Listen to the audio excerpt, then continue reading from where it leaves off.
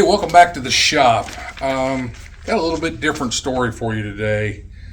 It's all about how hackers stole our money and Facebook helped them. And still helping them at this point, but let me give you a little background as to what happened. So I made some notes so I wouldn't forget because there's a lot to this. But it's my hope that after you watch this video, maybe you can protect yourself or maybe take steps to avoid or eliminate some of the things we got into. So January 15th was a dark morning. I woke up to a notification that Robin and I had both been removed as admins on a business page we have together called Barker's Home Care. It just basically, early Monday morning, I got a notification at 2 a.m. Sunday night, we were removed. So I go out to the page to see, and sure enough, I can't have access to it, can't get into it or anything. Well, that sucks.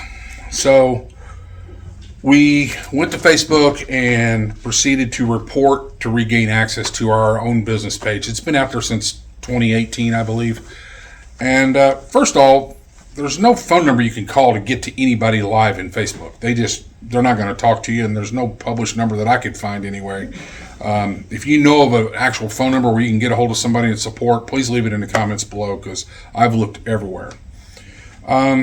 Second thing is, going through their support system is a freaking nightmare.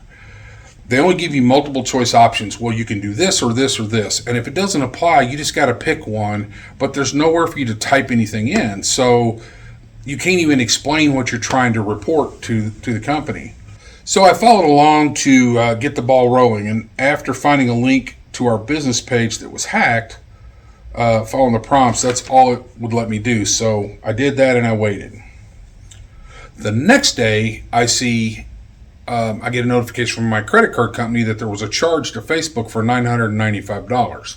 Probably just below some threshold, legal threshold or some trigger. They knew exactly how much to get without sending up red flags, I guess. How did they get it? Well, in that business page, we had run ads in the past on Facebook for business purposes to hire new help or whatever, and we had a credit card on file with Facebook, which you would think would be secure as big a company as they are. But what they did was the hackers took our business page and bought advertising, and they were selling ads for t-shirts, sending them to a website called timeclothings.com. I've got screenshots of all of this I'm going to throw up here on the screen as we're doing this. So we had bought ads in the past. The card was on file, so they just started using it, and they just racked up $995 worth of charges. So they essentially hijacked our business page and bought advertising using our money for their online t-shirt shop. When I went out and looked at their stuff, it shows one of the posters is in Vietnam and the other one is in Wyoming. And you'll see from the Facebook contact page, it's showing some suite in some office building somewhere in Sheridan, Wyoming. But when you look at it, anybody with half a brain could tell that this had been hacked. You could see that we have been the admins from day one. It's not a brand new account. So you would think it'd be really easy and simple to clear up. So I did the following. The first thing I did was I reported their ads using our business page to Facebook.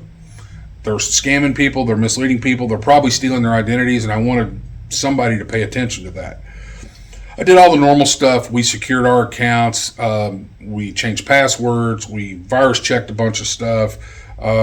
We even turned on two-step authentication, which is a total pain in the butt to use. If any of you got that turned on for Google or other online services, it's a pain. Because every time you go to log in, then you got to get a code on your phone and you got to type the code in, and it's about as annoying as I'm not a robot and pick the stairs or the cars or the school buses. All that stuff works about half the time. So it's a pain, but it's like we've got to get this secure. Then I used some of my online tools and I tracked down their website, who was hosting their website, and I reported them as a scammer company to the website itself. They also show that Stripe, a payment processor, how they take credit cards online, is their payment processor. So I reported their company to them. I filed a report with the Federal Trade Commission at the national level. I filed a report with the Missouri Attorney General's office, which I've already gotten a reply back from. They were very good at getting back to me quickly. And then I actually contacted that company through their contact form because they don't list a phone number either. The only way you can get a hold of them is through their contact form. So that's what I did to start off with. The very next day, now I'm seeing new ads run in my Facebook feed from the same company, but a different business. So they'd hacked another victim or victims. So I started reporting these ads also. Facebook, every time, kicks my report back to me stating the advertising they didn't do anything wrong because they're just selling t-shirts. There's nowhere for me to leave them a message going, these are people running ads and it's not their business page that's paying for this. There's nowhere to put that in there. All you can do is say this is misleading, or it's a scam, or it's for drugs, or it's for whatever, but there's nowhere that it lets me give them any kind of an explanation as to why I'm reporting the ads. So that's okay. I'm going to continue to report the ads every time I see them. I report this transaction to Citibank, the credit card company that was on file, and they opened up a case. And they said they'd send me an email the next day so I could upload documents and dispute update my dispute online, which I did. I got an email from them the very next day, and I went online and filled in their forms. And it says upload your documentation to support this, which I had screenshots and my reports from all these places that I was going to send them. And but there's nowhere to upload the documentation. So I call them, and I get somebody in India, and for an hour I spend on the phone with them arguing with me that, well, yeah, you can just simply upload the documents. And I finally said, show me where, send me a link, because I'm telling you, there's nowhere to do it here on this page. I'm not a moron. I build websites for a living. There's no way to upload these documents. Well, I think there is. I said, give me a supervisor, because you're not helping. So if I get to a supervisor, and you know what she says? Oh, we don't allow anybody to upload any documents through the system. You have to fax them or send them through the postal mail. Like, really?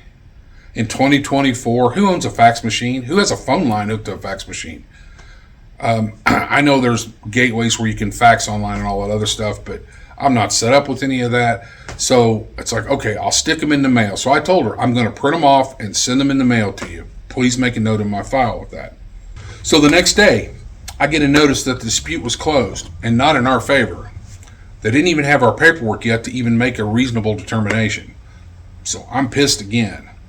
So I call back immediately and I ask for a supervisor. I just skip whatever her name is in India, and it's like, I want an English-speaking supervisor right now, because you can't understand them. The phone connections are horrible, and they don't have any power to do anything anyway, so you're just wasting your time talking to them. So I got the lady named Caroline, who I had before. She remembered me. I'll bet she did. And I told her what happened. She said, oh, okay, I'll reopen the case and make a note that you have documentation on the way. So the next morning, I get another notice from the credit card company. They raised my credit limit, but I go out there and the dispute is still closed. So I had to call back again. And as of this video, they had opened it back up, and I guess hopefully they're waiting on my documentation. But it's like, can nobody do a simple task anymore, do their job? I just don't get this. So now I turn my focus back to Facebook. After I read many horror stories online about similar things, I find a link that takes me to a help page using another business account that we have, and that actually lets me open up a chat window and actually talk to somebody. I explain the situation to her. I upload the documents, including driver's licenses, the IRS paperwork, business formation, all that stuff, website address, screenshots of what's going on, and reminded her, hey, look who the admin was before we got removed. We've been there since day one. Look at the ads they're running using our money. The home care business doesn't sell t-shirts. I mean, any moron could figure this out. It's not rocket science to tell that somebody else has gained access to this account. She said she'd get back to me via email within 24 to 48 hours. It's been 7 days so far, and we're still waiting. So now it's been 10 or 11 days since the hack, and I'm in a holding pattern with the credit card company waiting on their decision. I'm not hopeful because they're likely not going to go against Facebook. So you as a business owner or consumer have zero protection from your credit card company that you think you might have. So now what? Well, we opened up a new page this morning so we can post job openings and run ads for our customers. But guess what? You can't use a prepaid credit card to buy Facebook ads. You have to use a bank tied in credit card, which completely blows my mind. I don't know if they're coded different or they have a different series of numbers, but they know it's a prepaid card because I've tried it. And they won't let you buy ads on Facebook with a prepaid card. Something about they have to be able to tie it to who's spending the money. I don't know if it's because of money laundering or somebody's trying to buy votes for Biden again or what, but just for running a few ads, this is a nightmare to even get anything that works. So now we had to go to the bank and get a limited credit card by our choice because we only want a couple $100 available at any one time because I want to limit our exposure. I mean, $995 is a big chunk to take out of our wallets. So we got hacked, and it's so obvious it shouldn't take Facebook 10 days to figure that out. Hey, they got our money, so no skin off their back. But if I can get Citibank to do their job and reverse the charge, I bet you somebody at Facebook would pay more attention to it if they get a charge back for $995. I know in the grand scheme of things, they're doing millions a day, but they're not talking to me now. So $995, maybe that'll get their attention. I don't know. I drop reports on Facebook every day about this company. Facebook no longer offers a chat window in my account because it sees I already have one and there's no way to open up a new one for whatever reason. And I tell you folks, they do not make it easy to get a hold of them. They are about as slimy of a company as anybody I've ever seen when it comes to doing business with them. They'll take your money and they'll make it easy for you to give them your money. But man, when there's a problem, they don't want to talk to you. Period. They don't want to talk to you. If I had another way of reaching people fast in our hometown, I would punt Facebook in a heartbeat. But right now, it is the fastest way to reach anybody in our community, and otherwise, I don't know how else we'd do it. Needless to say, I started off by explaining how pissed I am at this whole deal. I'm mad at the hackers in general, and I'm mad that they had some ability to be able to do it, and I still don't know what that is because I didn't find any open security holes that I know of. But the fact that you cannot talk to a live person to resolve anything anymore. We're 11 days in and counting. We'll see where this ends up, but I'm doing everything I can to make this company famous. And I visit with them on their website through their contact form every day. And I'm going to continue to be a pain in their side until something gets resolved. And I hope they're prosecuted, and if I have anything to do with it, they will be. So anyway, I just wanted to give you a little bit of an update of what was going on. They're not stopping us from doing business. We're still doing business. We just got to do it differently, and never, ever, ever put a real credit card on Facebook for anything. Google, for that matter. You really shouldn't do anything online. I've used prepaid cards for a lot of other things to purchase online so that nothing like this ever happens and my exposure is limited. But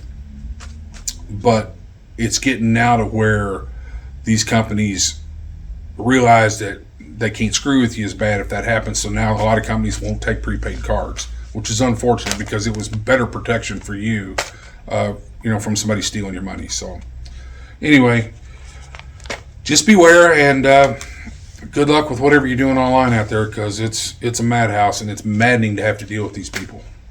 So that's all I got for today. We'll talk soon. I'll bring you an update back once I know more. Thanks.